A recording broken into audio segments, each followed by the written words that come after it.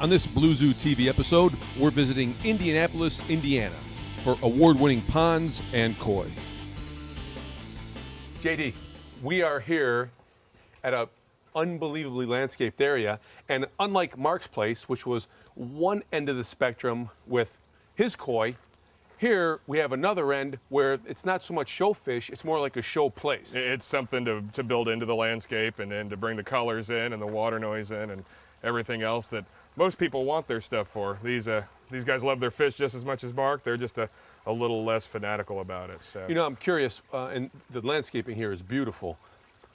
I'm curious, did they build the pond first and everything around it, or it kind of looks like they built everything around it, then put the pond in? When she originally designed it, she wanted it was going to be a reflecting pool, a little goldfish reflecting pool, and then everything else was kind of laid out around that fact and laid in there.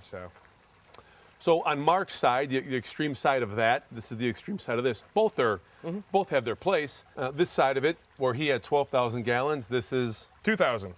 Where he had 4 females, they have 11. 11 male and females in 2,000 gallons. Yep. So it kind of goes against what Mark was talking about, where 1 fish per 1,000 gallons. But as the owner said, they've been living here and thriving for 7 years. Yeah, Mark's goal is to put as many inches on that fish while keeping it in good conformation and good color. Their goal is just to have happy, healthy fish. So if these guys happen to crowd each other out and not grow quite as quick as the ones in Mark's pond, they're fine with that. At this point, they're actually growing a little too fast anyways, and every year we're having to pull 1 or 2 out to find them new homes. We actually came in, the basic structure of the pond was in without the capping on top.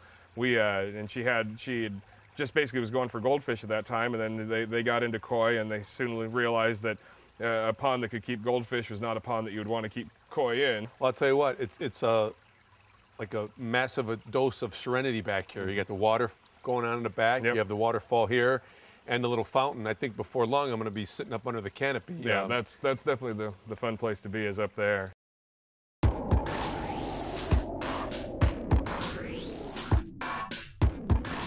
Hikari XL is the world's premier color-enhancing diet scientifically designed for your prized koi. Not only is Hikari XL high in pure cultured spirulina to promote rapid color enhancement and wheat germ for outstanding conditioning of the skin, it also contains nutrients to support a healthy immune system.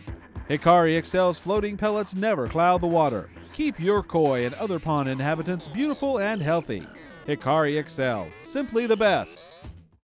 One of the beautiful things about this pond, well, everything's beautiful about it, but JD, you turned off the fountain in the middle so we can kind of get a little better look of the fish in their habitat, but without the water obviously being broken up where we can see the fish. One of the things that stands out is they're all large koi, and some of them have fancy fins and tails and others don't. Are they still the same family or different? Yep, so they're all koi. It's just different selective breeding to get the long fins. They also call them dragons. It's kind of a hot topic between koi people. And it's the difference between somebody like Mark, who's a candidate judge, and somebody like the Moors, that basically they just care what the fish look like and that they're happy. You've got all sorts of different styles too. You got the orange and white fish, the kohaku style. Then there's different ones with the orange, the haiutsuri mix, and things like that. When you look at the fish themselves, and let's take judging for instance. Obviously this pond, the Moors aren't so concerned about specific colors, but when judging comes, is it the more vibrant colors that usually come out and get, more awards? I know Mark said a lot of it has to do with the symmetry and all that, but is an orange fish better than a white one, better than a black one? They all have their own category, so that's the joy, is you never have to judge them against each other, really, except for when it comes to like a grand champion of a show or best in show. But most of the time there's a kohaku class, there's a different class basically for every type of fish, so that you're competing against liked fish for the most part.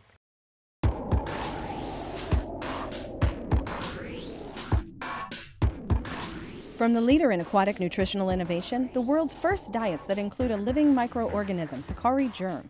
These spore-form bacteria become live once inside the digestive tract of your fish and overpower bad bacteria, reducing their negative impact on your fish while increasing enzymatic action, allowing more efficient use of the nutrients and color-enhancing ingredients. They also work to decompose waste once it leaves your fish's body, helping to improve your water quality. Try Sake Hikari and put the Hikari germ to work for you. For those that aren't really familiar with koi, you know, when you put fish in an aquarium, sometimes you have your aggressive ones versus your sedentary ones, community versus cichlids, things like that. Here you have 11 fish, koi. They're all kind of the same size, but is there a tendency for some of these to be more aggressive towards others? They're all puppy dogs. That's one great thing about koi is there's usually not too many mean koi. The only time you have issues with them is when they're in breeding, and when they're breeding, the males will grind the females up against the wall. We've had fish that have actually been killed during breeding from the males, but other than that, that's about the only time they really get forceful or aggressive. The rest of the time, they're pretty happy just to swim around and be relaxed and calm. As far as compatibility, you could, if you wanted to, put maybe some larger plecos in here, and there would be no problems? Yep, as long as they have a warm home during the winter.